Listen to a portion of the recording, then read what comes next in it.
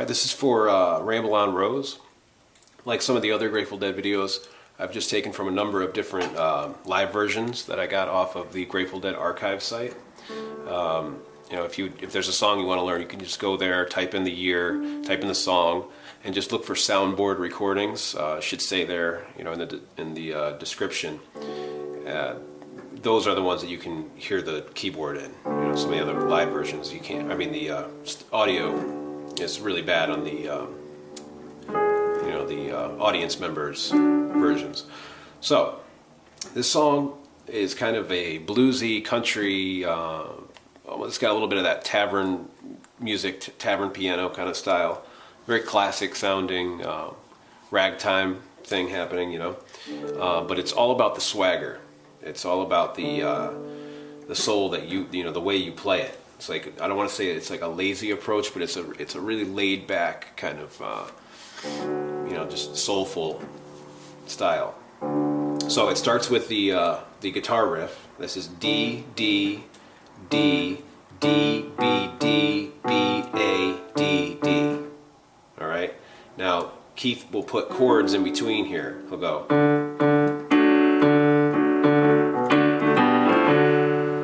like that, and this is just D to a G, and then sliding into that G. This is F sharp A D, and he'll go chord, chord, and then he'll go chord, chord.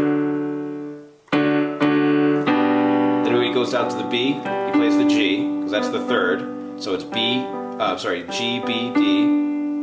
Now from the going to the A back to the D, he'll go. So on the A, he's playing actually F and D, but it's leading to the F sharp and to the D note here, like that. All right, so that's the kind of opening thing. You can play that in a number of different ways if you'd like to play it higher. All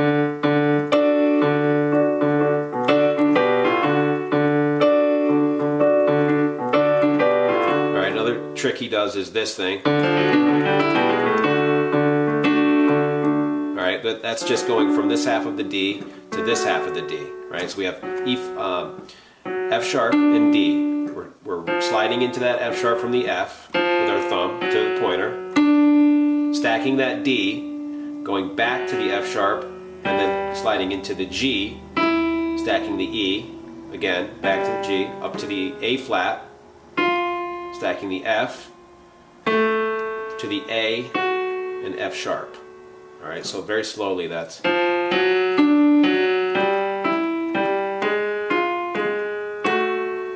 And he just plays those together at the end there.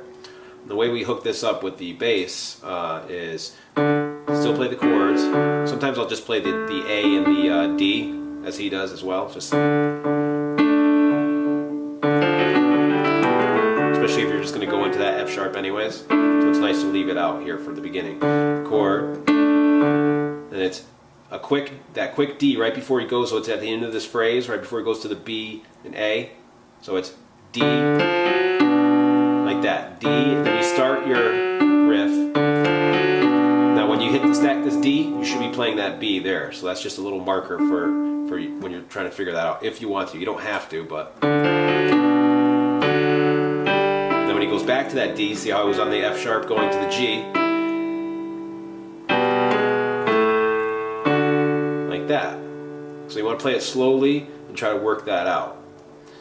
But if you don't want to do that, you just want to play the riff, learn that, and just play octaves in the bass while the guitar player does that, or whatever. You don't have to do it by, you know, if you're playing by yourself too. The other trick is the opposite of that. He's going up here, and it's kind of spread out the harmony. He does them closer, like that too. So you have that. Another little trick for the intro is sliding into that F sharp and A up here.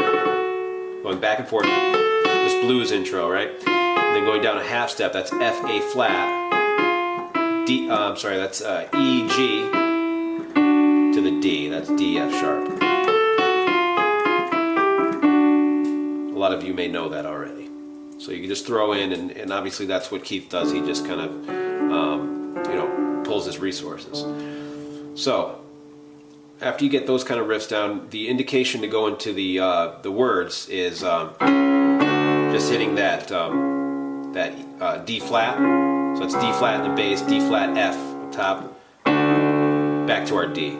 D octaves, A, D, F sharp, right? Now here comes the words. Now he does these little riffs in between. Another important thing is obviously to print out the chord sheet so you know where we're going here. So if you haven't done that already, maybe pause this and hook that up. We're going from a D to an E. And he's got all these great little riffs in between. So we've got the, just like Jack the Ripper, and then he'll go, that's over the E, that's, or the D, that's F to F sharp, A, B, G to G sharp now, going into the E chord, you see? So, and with that G to the G sharp, he's playing E flat to E, right? So it's a nice little harmony sound in there. You want to kind of maybe stagger the octaves. He'll always throw in that, you know, that's where I've gotten this rhythm. You know, the fifth, putting the A in there. You know, using the fifth in all the chords is a nice little trick, and the way he places them is kind of funky and interesting.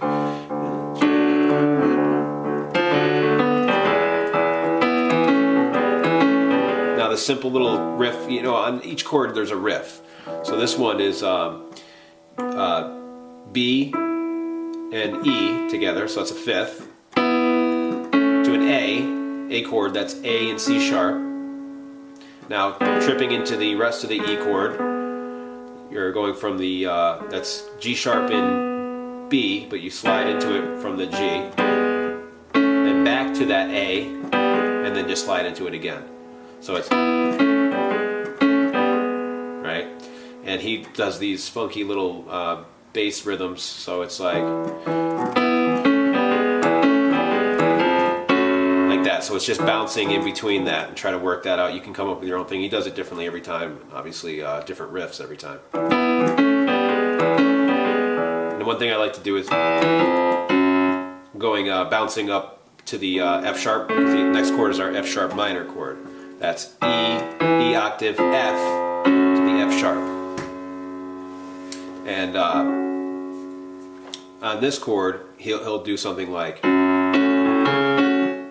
that, where the inversion we're playing is A, C sharp, F sharp in the bass at first, and then so it's chord, then single note for the bass line, A, C sharp, then chord, so like that. Next chord is a G chord.